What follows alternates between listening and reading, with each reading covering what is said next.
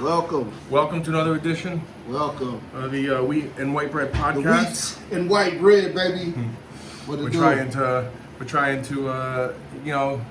make a little bit of a difference here, but today And we're making a difference. Ain't no more We time. are, we We're are, doing we are. it. We're You showing know, up. We're showing and people if we're what's up. not doing it, then leave them comments and let us know what you would like for us to do Let us know and what's what something you would like different. for us to speak on. We can That talk you about feel will anything. make a difference in your community. Yeah, Just we saying. can talk about shit. We're always open to ideas about how we can improve the podcast. Obviously, Okay. so we like to hear from we like to see the comments. We like to see people listening to our show. And before y'all like and subscribe. before to the y'all page. even get this, y'all, subscribe, hit that Yeah, bell. like and subscribe to the It page. don't man. take but a sec. Yeah. We gonna try to keep these We- things 30 minutes, you know what I'm saying, from now on. Yeah, we're trying so to- that we're way, trying to do it. you know, we won't hog up too much of your time. We know some Yeah. folk only get a 30-minute lunch at work, That's you right. know. Or So 30 minutes driving to work. or something yeah, like that. you know, 30 minutes coming home. So, you know, whenever you listen at this, we ain't gonna take up too much of your Yeah. time. We're So trying to be better with that. with that being said, Super Bowl. 2 minutes? Super Bowl. You wanna do we'll do 3 minutes. Well, we got. Per We're talk. only going to talk about. Yeah, I'm three just things saying, but- today, but so we we got can some- do like 5 to 6 minutes on the Super Oh, Bowl. okay, well say that. Let's talk about the Super Bowl a little Say bit that, because it's what? the best game of the year. Well, The two best teams are in it. hit me with 5 minutes on the clock, white bread, and if it's okay with the community and everybody, All else, right. your boy Wheat Bread gonna start this off today. All right. We ain't doing I'll all be that. right back. Let me Go grab- let Eagles, me grab- you let hear me me? grab- let me grab- EAGLES Eagles, baby. You know, shout out to everybody, All right, hold on. everybody, Ready? man, who Make it pull easy. for their team, man. You know, we Yeah. love entertainment here We do. in this country, so We you do. know. All right, you ready? Go ahead. Shout them out, baby. So, what to do to all my Eagles fans? Yeah, your boy, man, Wheat Bread. I'm in the nest right with you. Tell them, man, we kicking all of the trash out of the niggas, man. For real. Jalen Hurts, it's your day tomorrow, baby. AJ Brown, $100 million man. That contract should be worth you earning tomorrow, baby. Devonta. I ain't even got to call out my D-line. All of y'all, man, y'all been eating good all season. Guess what? The buffet gonna be open tomorrow, man. They gonna be closing down for renovations after tomorrow. I'm expecting y'all to eat, man. You know, and I'm not saying beat up Pat Mahomes, cause Mahomes, man, is what it is. Shout out to the MVP. You know, well deserved. Even though Jalen Hurts, you know, close to, but in the words of Nelly White Bread, 2 is not a winner and 3 nobody remembers. You hear me? Yeah, you know, so I had to remember that.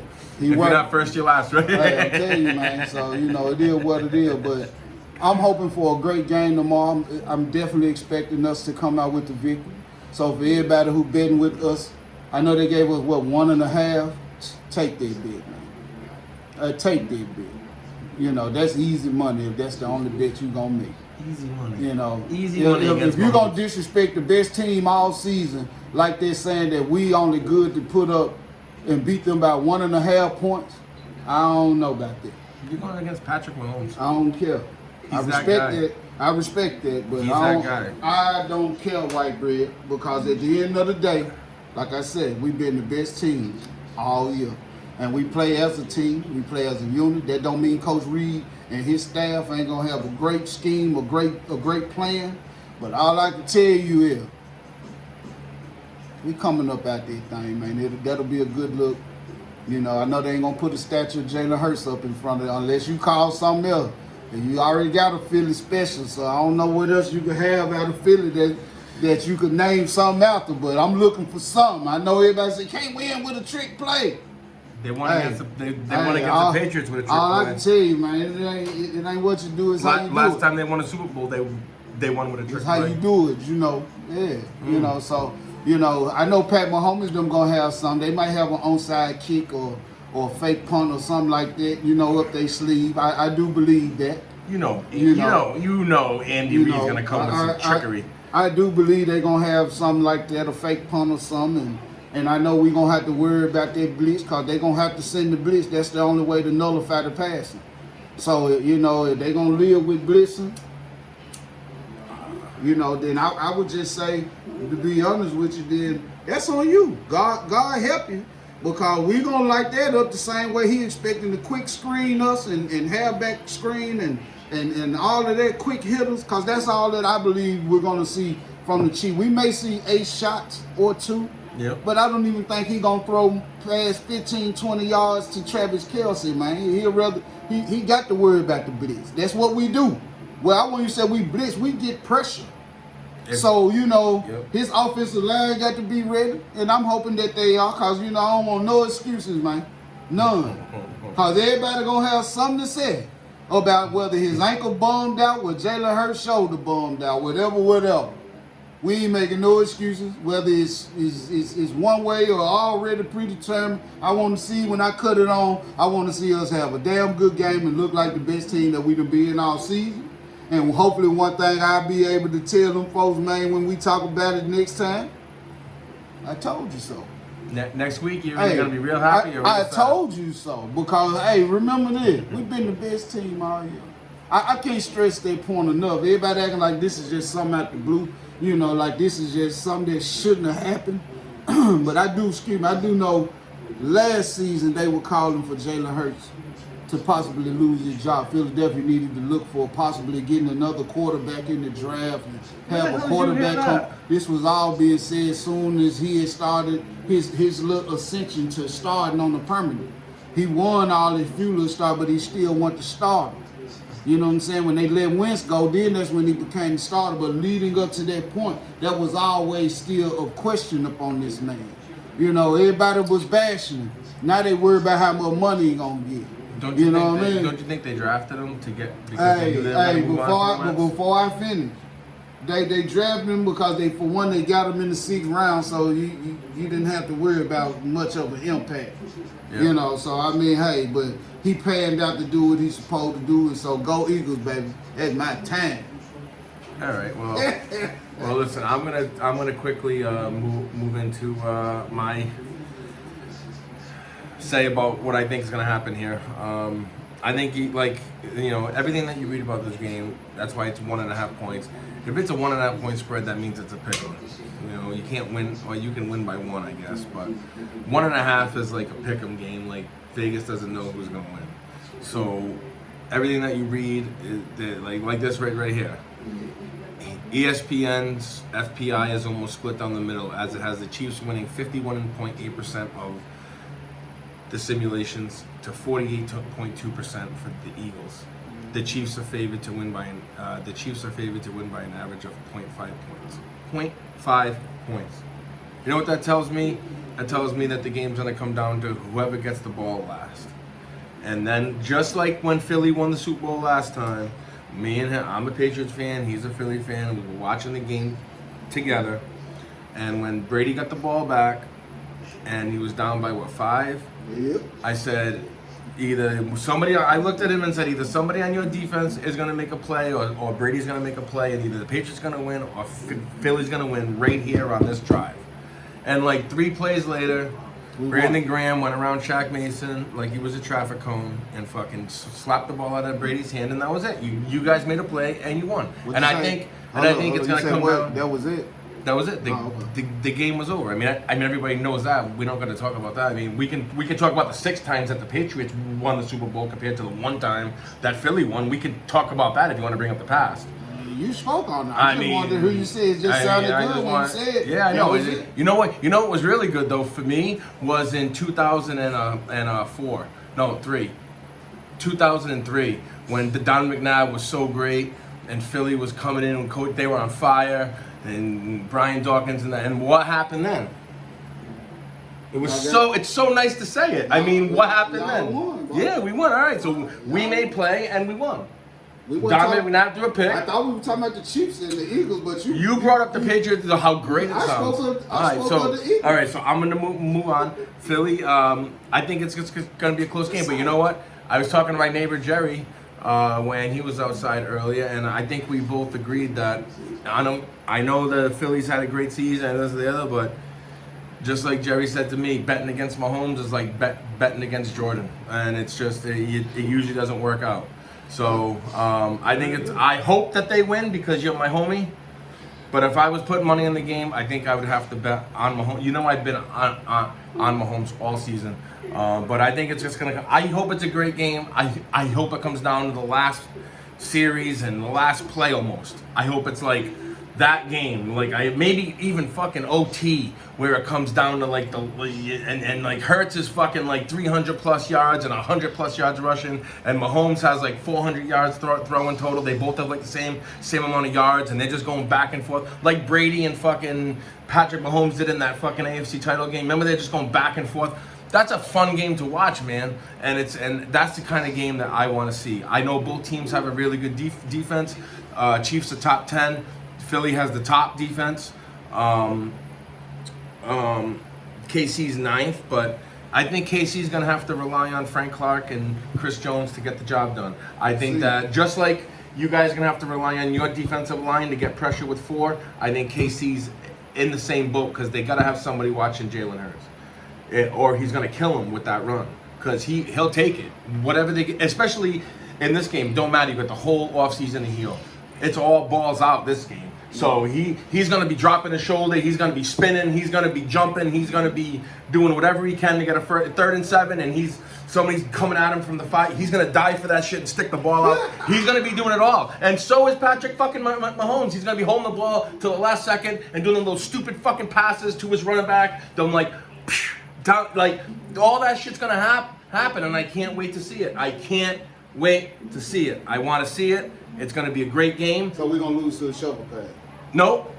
I think if you guys get the ball last, you guys will probably win. I think Jalen Hurts is ready to make some plays. I think you guys have enough big time players. Big time players. I've been saying this for years. Big time players make big plays in big games. What? You think they're gonna cause that much pressure? I think they have Frank Clark to demand Jalen Hurts to have to get 100 yards rushing. I think Jalen Hurts is going to get 100 yards rushing because it's going to be part of the game plan to keep that D line off fucking balance. That's a smart move. So you keep the D line off balance. So we're at the end of the time until the Super Bowl. He thinks Philly's going to win. That's his team. I hope they win. No, we win. I hope they win. I'm not a gambling man on sports because it's just too much shit happens. So I just would say if I was a gambling man, it'd be hard to bet against Mahomes just because he's that guy. I think he's that guy. But now we're going to move on to another NFL story. And this one has been getting a lot of play lately, especially on the social media fucking reels. The NFL being rigged. Arian Foster came out with a sarcastically laden story about how the NFL was scripted. You've had many NFL players taking to social media, mocking him about how, it was my script. It was in my script to get cut 5 times by the time I was 25 years old. One of the guys said it was in the script when Jamar Chase busted me for 200 yards. Yeah, sure, ha ha ha. Like, so I don't know how serious to take this. I personally don't think that the NFL's rigged. I don't think the games are rigged. I think that sometimes if a guy's got to miss an extra point to cover the spread, yeah, something like that might fucking happen. The same team would still win. We all know that there's point shaving in all levels of sports, even when we're coming down to like high school sports. So if it's point shaving, why bread is rigged then? No. But you're talking about the entire game being rigged. I don't think every game is like that. I don't think the Super Bowl's like that. I don't think any game is like that. I think some bullshit fucking D3 college fucking school that fucking it doesn't really matter. It's not like pro sports. I don't think pro sports. I don't think they could do it. I just think that there's too much money involved. And I think that the players, every level of football would have to be rigged. I guess. Because the players have to learn how to play the game. They're not learning how to act. They're learning how to play football when they're in high school. They're learning how to play football when they're in college. They're learning how to play football, and then they're playing football at the highest level when they're in the pros. And I just don't think that with the passes that are thrown and how close they are and the way the cookie crumbles, like I don't think that it could be a scripted thing, because that means everybody, like every quarterback would have to make the throw when it was scripted. Like every guy would have to catch it when it was scripted. These are human beings that we're talking about too. And they're running at full speed and they're getting hit. Like there wouldn't be so many injuries because there would be scripted tackles and they would know when they want to tackle somebody, and there wouldn't be any blindside hits and there wouldn't be any of this other bullshit, because they're not going out there to hurt each other if they're actors. I don't know actors that go to work and punch the other guys in the face and try to body slam them like Aaron Donald's trying to kill somebody when he's coming off the line. Like, I don't know how that could be scripted. I just don't believe it. I think it's just a farce. I don't believe the story. I kind of laughed at it. I just don't give it any weight. Well, you know, I'm always skeptical anyway. Yeah. I'm the first person to do my own research, and I've been watching the game for 30 years now, plus 40 years almost. The first game I went to, 40 years this year. 1983 was the first time that I went to watch a pro game. I was 7 years old. I went to watch the Patriots against the Raiders. And I'll never forget that. And to say that from then on has just been like a big thing, like they've been scripting every single play, that would be impossible. I mean, I don't know. That's just my opinion. Now we're gonna hear my boy Wheatbread's opinion about this. So I'm gonna say this, you know, I'm gonna keep it brief, but I just feel like that it's all, especially for a player to come out and put his name on it, put his reputation on it, because he's still a businessman, whether he's involved in the NFL or still getting, you know, employed or whatever. And so for him to be able to even come out and say that, until I see some type of defamation or something like that, or violation of a non-disclosure, he's just getting views, man. you know, I mean, whether He's a social media whore. But what I'm saying, he don't have to get out here and be thirsty. He already come with millions of followers, bro. I mean, you know what I'm saying? I mean, the man... You can always have more followers. The man, I mean, but that may not be his thing. But hold up, let me finish my point, Sorry, man. man. You know, I'm just saying, you know, when it comes down to it, I would really hate to believe that it's true, too. Because you got a lot of people who like sports betting. You know, you got a lot of people who lose big money, man, you know, every week. And some, you know, very few ever win big money.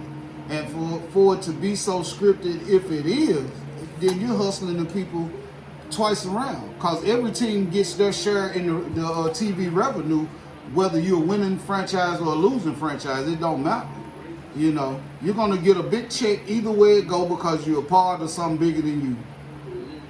So if it is, and I know that to be true, so, hey, same way when we talked about it earlier before we got on Earth, you know, if you're able to cover the spread, we're going to make sure that you stay winning. We're going to make sure that we just need you to keep a good product out here every time y'all supposed to be on national TV. You know, we good. As long as you got a winning product and you can manage the spread and let us do our thing now. Because, hey, if it is true, it's fucked up. That's fucked up that the NFL then got bought out by Vegas. But now we understand ain't no more real competition, and since it's like that, then I could never understand. You couldn't pay me enough to get out here and tear my ACL, catch a back injury. You know what I'm saying? God forbid, lose my life on the field. You know, you couldn't pay me enough to do that, especially since it's already rigged. What is the purpose of me running and doing all of this, and I can't do my thing if you telling me, regardless of how hard I train and how hard or how many good dudes that we consider to make up my team, we still are not in the running right now to get a shot at the title or be winning the damn title. That's fucked up. You've taken out the art of competition. So I guess it's all about who certain people want to see versus who everybody would love to see. Everybody want to see the best of the best. I don't know about you. I want to see us play Kansas City. Put a little more emphasis on the championship ring when you win it. You beat Pat Mahomes and he the MVP. You know, don't get me wrong. But I hope that that's really not the case now, NFL. You know, and I'm going to leave it right there, because I could go into it with you, man, because folks done lost houses and businesses because they betting, thinking that they got it figured out. And you done made them pull a Ray Finkel tonight. Can I just go over what you just went over? Yeah. All right, so basically you agree with me. I agree with you. That the players wouldn't put their life on the line, wouldn't put their health on the line for something that was rigged, because who cares? But the $1 Million Man, Ted DiBiase, always said, everybody got a price. That's why they pay so handsomely now. But you just went on a whole spiel about how you're not going to tell these players that no matter how hard they try. No, I was speaking of that from the aspect of, if I was one of those potential players, I'm faced with either going along with what you are telling me week by week, if what he was saying was true, Week by week, you say, okay, this week I get 60 You yards. think that you'd be okay with that? I'm just saying, just all depends. Everybody don't make the same So amount of money. you'd follow the script?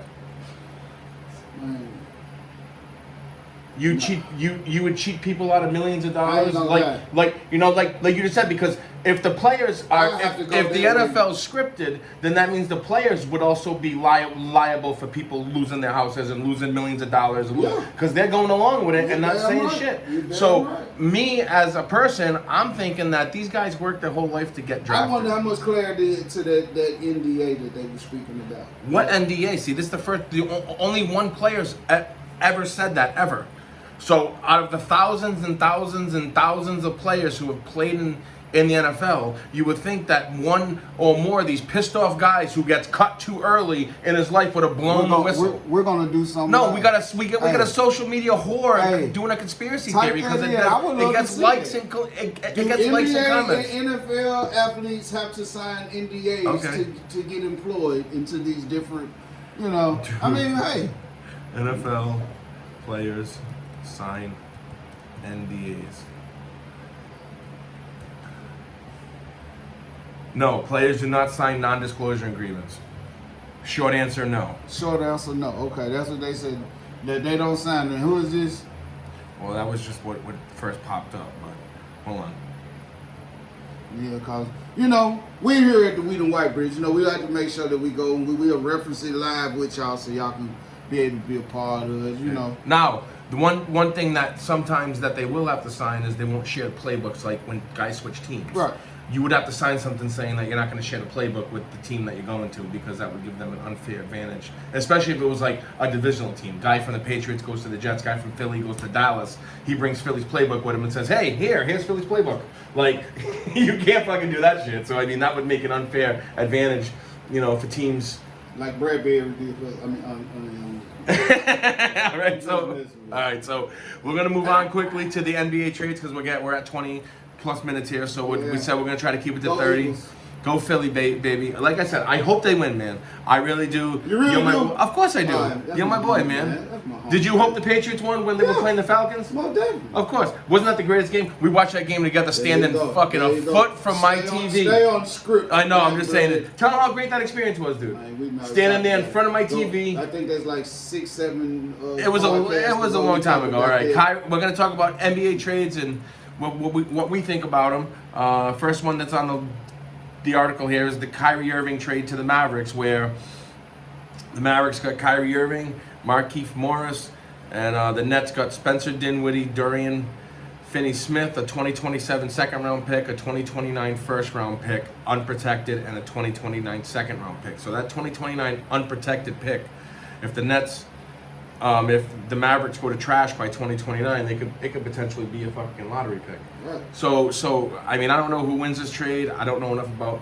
the NBA. I'm kind of gonna lean on you this topic. I'm going to say this. Great trade for the most part. The only reason why I don't like it is because, damn, Uncle Drew, you came to the Southwest Division where my Grizzlies at, man. Damn, man. Made it harder. But it just, hopefully you bring the best out of John Morant. Because, it's Luka already been a handful by himself over there. And then you add in Uncle Drew. I didn't even know Markieff Morris. I didn't even see that. Yeah. But that's a good pickup. But you still gave up a lot. But I like the trade, and for the most part. These NBA, what are we on right now? What I'm on for the win. I don't know who these guys are, but they give the Brooklyn Nets trade an A-. Dallas Mavericks got a B on the trade. So definitely, I think Kyrie could definitely make a little bit of a difference on any team because he's a phenomenal player. He really is one of the best scoring guards I've ever seen. I mean, take it to the hole. Yeah. Take anybody and finish. Yeah. Finish with his right, finish with his left, finish behind the back, Mid-range dunk it, good. stop, pop and shoot from the fucking elbow. Like, he's slick, he's tricky, he hits fucking random shots, can see the court. Phenomenal player. So he's added to any team, he's going to make a difference. So He will.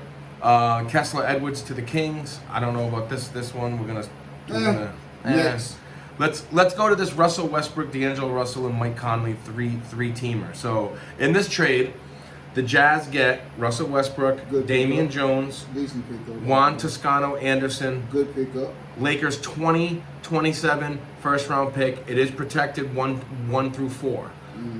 Timberwolves get Mike Conley Jr. Great pickup. I think you're a big Mike Conley Jr. fan. Nikhil Alexander Walker, 2024 second round pick, a 2025 second round pick, and a 2026. 3 second round picks.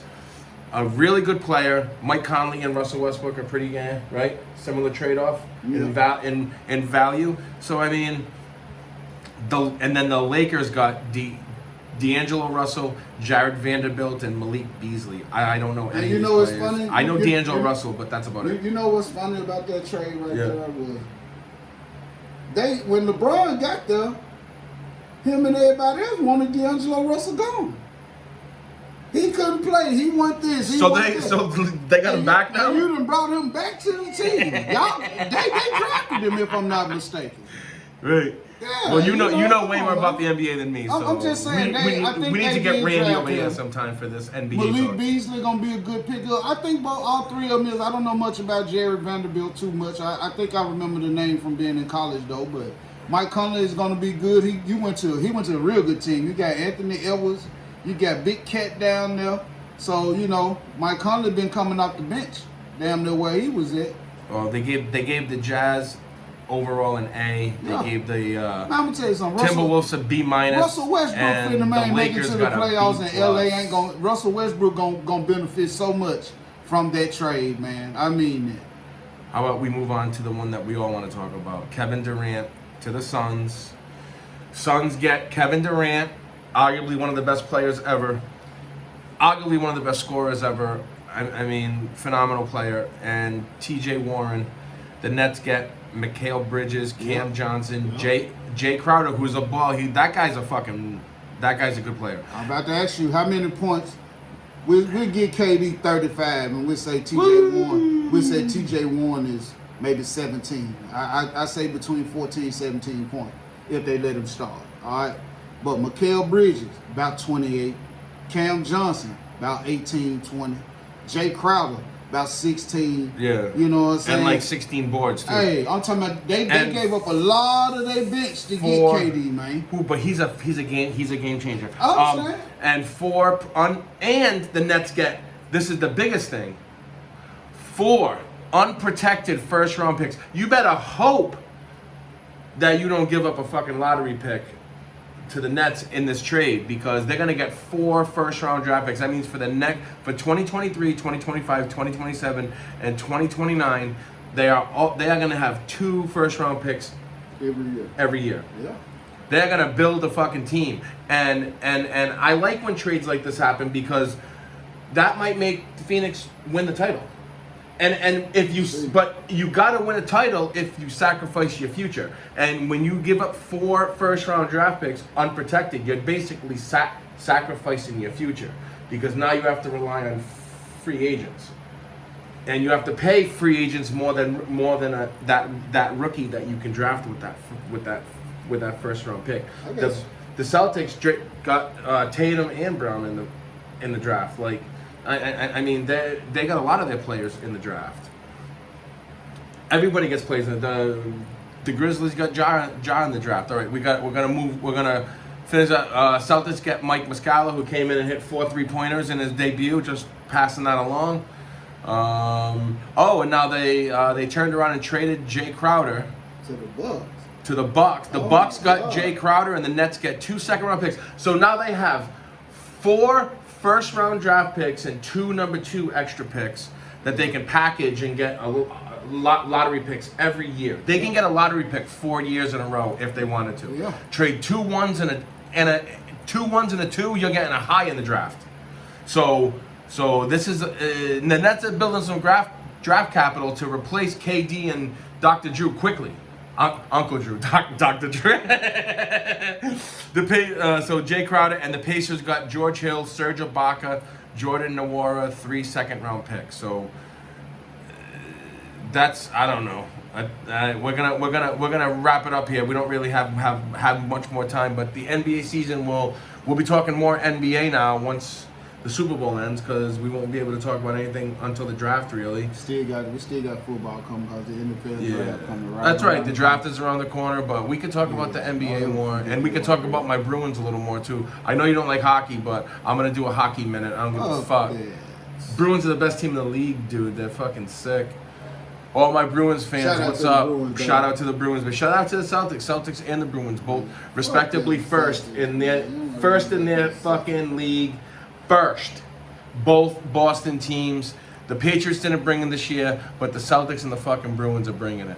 All right, I'm telling you right now, title town. Boston is title town, boy. Prove me wrong. I agree. I've seen, I heard that about y'all. Woo! Title town. Tinseltown. Really. Title town, baby. I've seen every one of my pro teams win a title. Not many fans can say that. Hey. I've seen the baseball team win. I've seen the basketball team win. I've seen the hockey team win. And you know I've seen the football team win. Okay. You know I've seen them. So, Boston sports, we've been spoiled. Every Boston fan knows Memphis it. Grizzlies, let's get it right. Let's get it, Memphis. Morant, I want to see Memphis and Boston in the finals. Please talk to your camp so they don't get you a bad name, man. I know a lot of folks, man, be like, man, show love and do this, that, and third. But if he's showing love and you don't know how to act, you don't deserve to be around that. Because he got too much to lose having the wrong people with him. You want to be the face of the franchise, you have to carry yourself a little different. You have to know when to cut it off. I don't want to see you like they did Mike Vick, bro. You know what's a shame, dude? Honestly, Real. you know what I think about all the time? How many of these young players would Kobe Bryant be fucking be given some fucking knowledge to about how to handle themselves? Man, Kobe had his own scale of judging people. If you had to be exceptional for him to be willing to devote time, you can't just be good. Ja Morant's exceptional. Yeah, exactly. But I'm just saying that he would be one. I mean, I'm specifically talking about Ja Morant. Oh, well, he would be one of them cats, man. That's what I'm saying. But you know, it's a tragedy. I hate that Kobe Bryant passed away. The misunderstanding or whatever the alleged allegations was against Ja Morant's camp. Whatever the allegations allegedly or whatever it is, I done heard enough of it, Ja, and I'm sure you definitely done heard enough of it, bro. You know, let's go Grizzlies, man. And like I said, you have to make some decorations and do some renovations down in your personal circle. I'm talking about his personal circle. He had an incident. You're your five best friends, homie. He had an incident that went down, and it was almost serious now. And they trying to say that you was condoning this and that, and I know you don't. So, you know, fix your circle, bro. Yep. Before anything else take place, you know, I don't want to see them man blow it for you. You handle your business, man. You got enough people. You got a lot of people dependent on you. You got a whole city who shows up and pays money to go into an arena or a civic center of some kind of form, and they want to watch you play. You're very important. You're a role model to a lot of kids in the Memphis area. There's a lot of people who are struggling right now. He tells me about it all the time. Tell you, man. And you might brighten up their day. Their best part of their day might be watching the Memphis Grizzlies play because they love to watch you play. That's it. And when you're the face of the franchise, you need to carry yourself a different way. You're not the same guy anymore. If you want to be that guy, you got to take a lesson from the guys who came before you on how they carried themselves, and then look at the guys who didn't carry themselves right and what happened to them. And look, I'm going to cut you off. And to Steven Jackson. Don't call that man out. Don't even speak on the situation like the way you did, saying don't try to be no way. We as men got to get out of telling another grown man what you should and shouldn't do, and don't do this like we each other's children. Man, you got to draw a line. And whatever Ja Morant do, Ja Morant got to be a man about whatever he do. The same way the shit that you done did back in your past, you still had to be a man out there on it. So, you trying to Steven Jackson shouldn't be talking about people. You over here trying to talk down misbehaving. on them, They're doing it to the crowd. almost the way I took it, almost like you trying to say, you ain't gangster, you ain't this, you don't know nothing about Ja Morant real past, bro.